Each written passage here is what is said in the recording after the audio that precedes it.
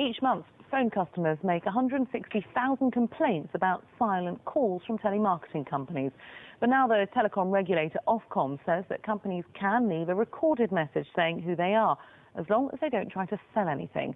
So is this the end of silent calls, is the question? Well, Breakfast Graham's Satchell is here to explain. Morning to you, Graham. Remind us what silent calls are. Well, they're a real menace. So you pick up the phone and there's no one there and you're left wondering who on earth is calling me. But 9 times out of 10, silent calls are generated by the telemarketing industry. So it's someone ringing you up trying to sell you something.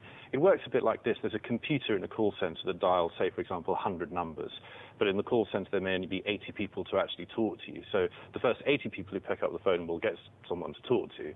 But then there are still these 20 calls hanging around that have been made, and then there's nobody there to talk to you. So you pick it up and it's silence. What campaigners have come up with now is instead of getting silence, you'll get a recorded message, which will be pretty simple. It'll just be, this is such and such company, sorry we called you, it's a non-urgent call, we'll try and call you back.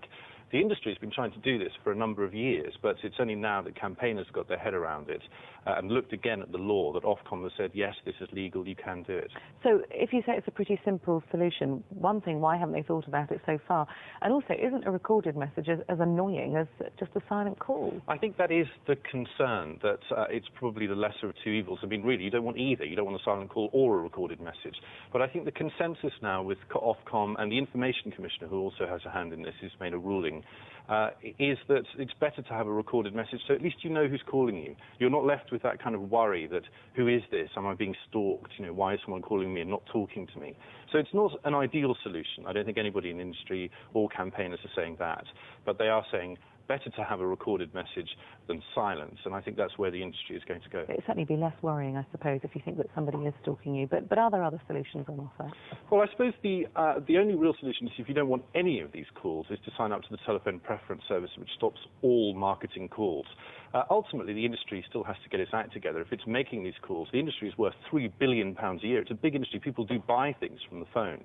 And really what they have to do is just get their computer system right. You know, they have to make sure they match the number of calls to the number of people they've got in the call centre to make the calls. So it's really a question of just getting the technology right. But I think this is an interim solution that would end the silent call.